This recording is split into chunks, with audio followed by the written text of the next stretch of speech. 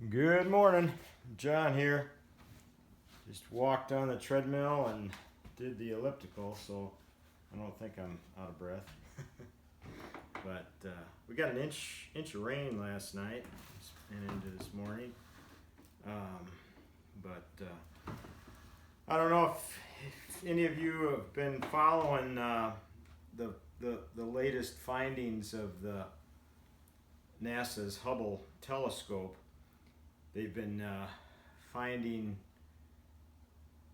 some data that's totally blowing what they thought to be true to pieces. I don't know all of the details, but I'll try to summarize in my pea brain. Basically, from what they know or what they knew, thought they knew about the universe, what they're discovering is totally blowing that to pieces. They're finding much more, what's the word, structured, intelligent structures, design and that are far more advanced than they should be to fit the model that they thought was true.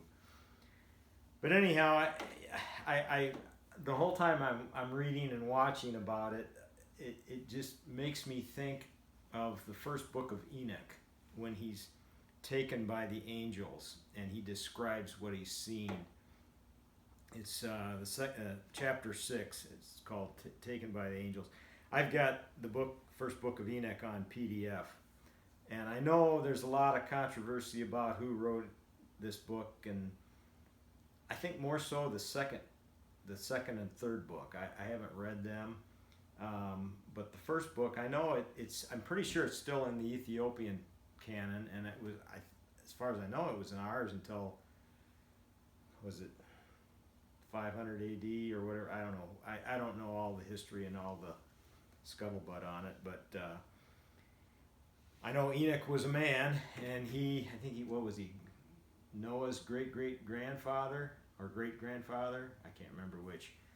But I also know that in Genesis it says he walked with God, and God took him. so he didn't die, and he's right in there with Elijah. So I always wanted to learn more about Enoch, so that's why I read the first book of Enoch here. But anyhow, let me read this because I'm just waiting for the Hubble telescope to find a place, and it'll be God's throne, and the angels, and they're waving back. That's a joke, but that would be cool. But anyhow, let me read this. Chapter 6, first book of Enoch, taken by angels. Angels took and brought me to a place in which those who were there were like flaming fire, and when they wished, they appeared as men. And they brought me to the place of darkness, and to a mountain, the point of whose summit reached to heaven. And I saw the places of the luminaries, and the treasuries of the stars, and of the thunder, and in the uttermost depths, where were a fiery bow and arrows, and their quiver, and a fiery sword, and all the lightnings. And they took me to the living waters, and to the fire of the west, which receives every setting of the sun. And I came to a river of fire, in which the fire flows like water and discharges itself into the great sea towards the west. I saw the great rivers, and came to the great river and to the great darkness, and went to the place where no flesh walks. I saw the mountains of the darkness of winter, and the place which all the waters of the deep flow. I saw the mouths of all the rivers of the earth, and the mouth of the deep. I saw the treasuries of all the winds. I saw how he had furnished with them the whole creation and the firm foundations of the earth. And I saw the cornerstone of the earth.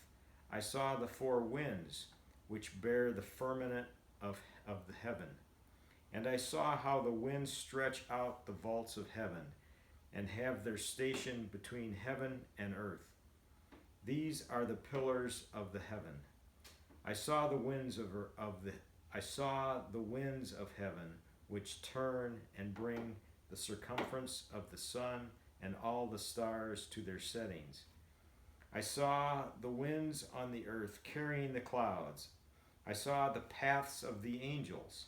I saw at the end of the earth the firmament of the heaven above, and I proceeded and I saw a place which burns day and night, where there are 7 mountains of magnificent stones, 3 towards the east, 3 towards the south, and for those towards the east was of colored stone, and one of pearl, and one of jacinth, and those towards the south of red stone. But the middle one reached to heaven like the throne of God, of alabaster. The summit of the throne was of sapphire. And I saw flaming fire, and beyond these mountains is a region, the end of the great earth. There the heavens were completed, and I saw a deep abyss with columns of heavenly fire, and among them I saw columns of fire fall, which were beyond measure, alike towards the height and towards the depth. And beyond that abyss I saw a place which had no firmament of the heaven above, and no firmly founded earth beneath it. There was no water upon it, no birds, but it was a waste and a horrible place. I saw there 7 stars like great burning mountains, and to me, when I inquired regarding them, the angel said, "This place is the end of heaven and earth. This has become a prison for the stars and the host of heaven. And the stars which roll over the fire are they which have transgressed the commandment of the Lord in the beginning of their rising, because they did not come forth at their appointed times. And he was wroth with them and beyond them till the time when their guilt should be consummated for 10,000 years." And then this next verse, verse 22, Uriel, an angel, is saying to Enoch, he's describing what's described in Genesis, where the sons of God found the daughters of men attractive, and they left their heavenly dwelling, had sexual relations with them, and created the Nephilim. That's how the scripture describes it. That's in the Bible, in Genesis. Okay, chapter 22, or verse 22, chapter 6. And Uriel said to me, "Here shall stand the angels who have connected themselves with women, and their spirits, assuming many different forms, are defiling mankind, and shall lead them astray into sacrificing to demons as gods." Well, I don't know if you're down any of the rabbit holes like I am as of late with all the, I'm not going to mention the name, a guy that supposedly unlifed himself in a federal prison. There, a lot of the rabbit holes I've been going down, I watched a video of supposedly his niece talking about how their that's goes way back to the god of I'll spell it Baal, and which is basically what Enoch is describing here, that leads them astray into sacrificing to demons as gods. and all the other stuff that I'm not going to mention anything on that. But anyhow, we live in some interesting times, folks. Boy, times I never dreamed about or never thought I would ever live through. But yeah, most of society just tries to ignore it and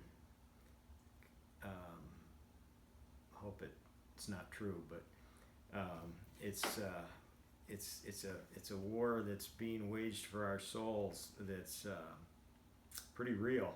And if, like I've said this before, if we could see around, that's what I often wonder. If Enoch was taken and zoomed around like an eagle on wings, throughout the heavens and throughout the universes, I don't know, but it's I do know that some of the things that he said in this or whatever, whoever penned his thoughts, and if they are his thoughts, I think they are, but now who penned them, I don't know. But it was way back. But I know some of the things that were recorded in the first book of Enoch have actually been discovered as true in our generation, through science, through telescopes and scientific discoveries. So anyhow, take it for what it's worth. But I couldn't help but think of this passage as of late, watching and reading about the current findings from NASA's Hubble telescope. So, oh well, enough of that. So I hope you all have a great day, and God bless.